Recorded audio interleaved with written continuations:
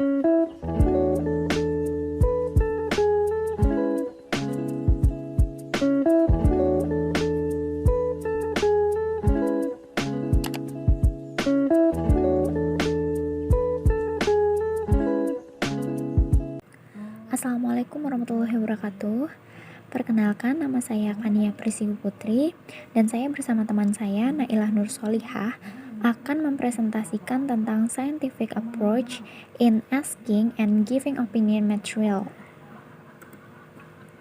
Kami akan membahas metode yang digunakan, media, serta langkah-langkah yang harus dilakukan. Yang pertama, kita masuk ke metode. Dari pendekatan scientific approach dan menggunakan model project-based learning ini, kami menggunakan metode demonstrasi dan diskusi. Yang kedua yaitu media.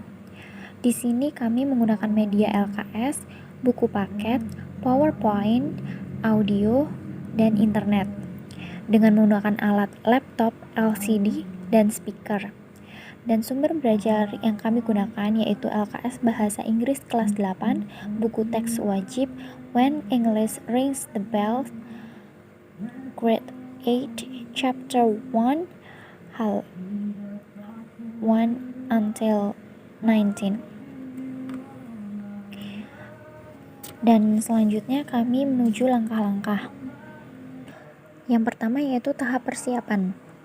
Pada tahap persiapan ini, ada beberapa hal yang harus dilakukan, antara lain, rumuskan tujuan yang harus dicapai oleh peserta didik setelah proses demonstrasi berakhir.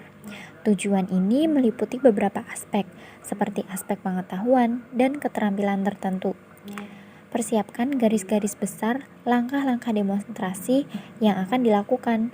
Hal ini dilakukan untuk menghindari kegagalan. Lakukan uji coba demonstrasi. Uji coba meliputi segala peralatan yang diperlukan. Yang kedua yaitu tahap pelaksanaan. Tahap pelaksanaan itu terbagi lagi menjadi dua. Yang pertama, langkah pembukaan. Sebelum demonstrasi dilakukan, ada beberapa hal yang harus dilakukan. Antara lain, aturlah tempat duduk yang memungkinkan semua peserta didik dapat melihat dengan jelas apa yang didemonstrasikan. Kemukakan tujuan apa yang harus dicapai oleh peserta didik. Lalu kemukakan tugas-tugas apa yang harus dilakukan oleh peserta didik. Misalnya, ditugaskan untuk mencatat hal-hal yang penting dari pelaksanaan demonstrasi. Yang kedua yaitu langkah pelaksanaan demonstrasi. Mulailah demonstrasi dengan kegiatan-kegiatan yang merangsang peserta didik untuk berpikir.